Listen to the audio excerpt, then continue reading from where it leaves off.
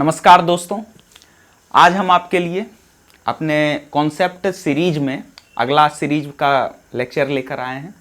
इसमें हम लोग डिस्कस करेंगे फेस स्ट्रेन या एफ स्ट्रेन के बारे में। देखिए क्या होता है फेस स्ट्रेन या एफ स्ट्रेन। तो दो कंडीशन आपको दे रखी है या दो केस देखिए, दो रिएक्शन दे रखा है आपको। एक बेस ले रखा है, दूसरा आपका लुईस एसिड ले रखा है और दोनों से आपका प्रोडक्ट बना के दे रखा है। इसमें भी फर्स्ट केस में भी देखिए और सेकंड केस में भी देखिए। अगर आप दोनों केस को कंपेयर करें, अगर आप दोनों केस का कंपैरिजन देखें तो दोनों केस में आपका जो बेस दे रखा है वो बेस भी दोनों ही टर्सरी ही है, टर्सरी एमीन ही ले रखा है हमको, लेकिन और कोई खास फर्क नहीं है। मतलब टर्सरी एमीन के क्वालिटी को छोड़ के, मतलब बॉन्ड को छोड़ के और कोई खास फर्क नहीं आपको दोनों में दिखेगा, ठीक है। और प्रोडक्ट दोनों का बना रखा है, ये हमारा ऑब्जर्वेशन है इसका।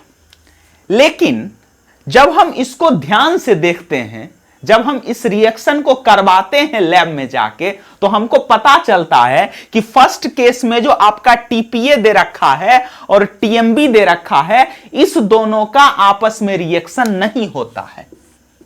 ये रिएक्शन यहां नहीं होता है। और अगर हो भी जाए, मान लीजिए कि आप जबरदस्ती करवा भी दिए, तो इससे जो एडक्ट का फॉर्मेशन होता है ये वेरी लेस स्टेबल। समझ रहे हैं मेरी बात को? इसकी स्टेबिलिटी बहुत कम होती है। पहले तो होगा ही नहीं, रिएक्शन ही नहीं होगा, लेकिन अगर आप किसी भी तरह से करवा दें, जबरदस्ती करवा दें, तो बहुत कम स्टेबल यहां पर इसका एडक्ट बनेगा, ठीक है। लेकिन सेकेंड वाले केस में जो रिएक्शन होता है, इससे बनने वाला एडक्ट वेरी स्टेबल।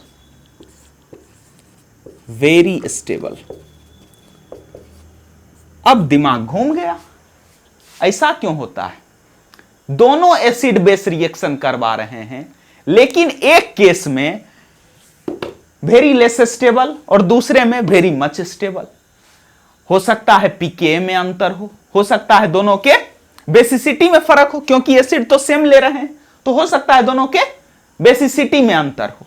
तो जब दोनों की बेसिसिटी को कंपेयर किया गया, तो हम आपको बताएं कि ट्राइप्रोपाइल एमीन टीपीए, इसका नाम होता है टीपीए का ट्राइप्रोपाइल एमीन, इसका जब हम बेसिसिटी देखते हैं या पीकेए देखते हैं, तो इसका पीकेए 10.65 होता है, 10.65। समझ रहे मेरी बात? और इसका जब हम पीकेए देखते हैं आपका दूसरे वाले का, तो इसका पीकेए आपका आता है 11। अब क्या करेंगे? अब क्या होगा? दोनों के पीकेए में भी बहुत ज्यादा का अंतर नहीं, और कम से कम इतना अंतर तो नहीं ही है कि ये रिएक्शन नहीं हो और ये रिएक्शन हो जाए। बात समझ रहे हैं आप? पीकेए में थोड़ा सा फर्क है, लेकिन इतना ज्यादा अंतर नहीं है कि एक रिएक्शन हो जाए और एक रिएक्शन ना हो। तो अब कारण क्या है? पहला रिएक्शन क्यों नहीं हो रहा है, इसके लिए हमको कारण ढूंढना पड़ेगा। तो जब हम ऑब्जर्वेशन करते हैं तो हमको पता चलता है कि एक्चुअली जो आपका टीपीए है ना, इस टीपीए में जो ये दो प्रोपाइल ग्रुप लगा हुआ है, ये दो प्रोपाइल ग्रुप नाइट्रोजन के लोन पेयर को, जो लोन पेयर नाइट्रोजन अपना डोनेट करेगा, उस लोन पेयर के ऊपर ऐसा थोड़ा सा ना मतलब ढक लेता है, ये समझिए, स्टेरिकली क्राउड बना देता है, क्राउड कर देता है। और उस स्टेरिक क्राउड की वजह से ये नाइट्रोजन अपना लोन पेयर देना नहीं चाहता है, और चूंकि ये अपना लोन पेयर देना नहीं चाहता है, इसलिए ये रिएक्शन नहीं हो पाता है। बात समझ रहे हैं आप? इसके स्टेरिक क्राउड की वजह से ये रिएक्शन होना नहीं चाहता है और यहां पर ये रिएक्शन हो जाता है। अब हम आते हैं बुक के ऊपर कि ये तो बात हो गई स्टेरिक क्राउड की। इसी स्टेरिक क्राउड को केमिस्ट्री के लैंग्वेज में नाम दे दिया गया एफ स्ट्रेन या फेस स्ट्रेन। क्या बोल दिया गया? एफ स्ट्रेन या फेस स्ट्रेन। अब समझिए एक बात को कि किताब इसके बारे में क्या कहता है। अगर आप किताब पढ़ें जाकर, किताब पढ़ें। तो किताब में इसका अगर आप डेफिनेशन दें तो डेफिनेशन आप लिख लीजिए, हम आपको लिखा देते हैं डेफिनेशन कि the strain caused bye, F strain का डेफिनेशन लिख लीजिए जो कि आपके जेरी मार्च में मेंशन्ड है डेफिनेशन, वो डेफिनेशन लिखिए। The strain caused bye formation of, the strain caused bye formation of sigma bond, sorry sigma bond नहीं, कोवेलेंट बॉन्ड लिखिए, caused by formation of covalent bond when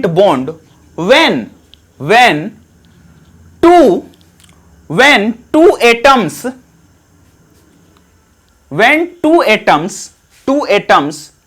involve each have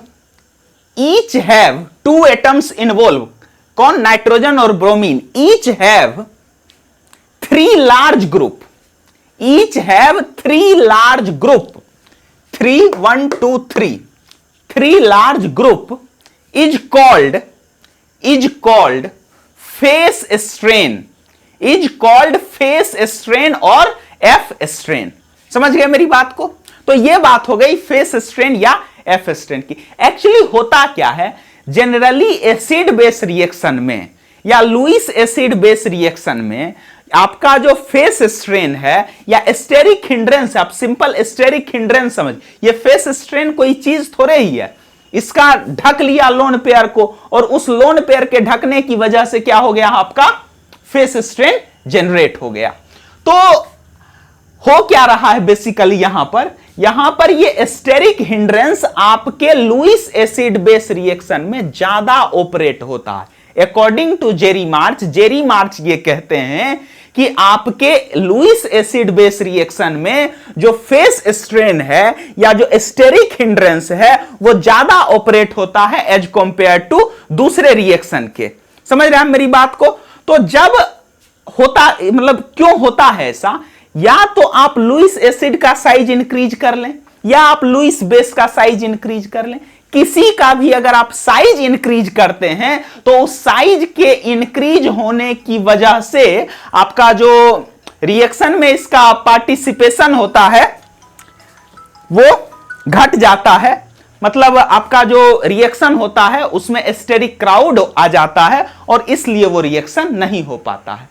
और इसके लिए एक table भी है, उस टेबल का लिंक हम आपको अपने इंस्टाग्राम आईडी में दे देंगे, आप डिस्क्रिप्शन में जाकर उस टेबल को देख सकते हैं हमारे इंस्टाग्राम से, और वहां पर आपको पता चलेगा कि कैसे उस फेस स्ट्रेन का इफेक्ट पड़ता है। उस टेबल में आपको क्लियरली दिखेगा कि कैसे हम बढ़ाते हैं साइज, या तो हम एसिड का साइज बढ़ा दें या हम बेस का साइज बढ़ा दें, तो उसके मतलब हम एसिड को का साइज अगर बढ़ाते जाएं तो बेस का जो ऑर्डर है रिएक्शन का वो किस तरह से उलट पलट हो जाता है। बात समझ रहे हैं आप?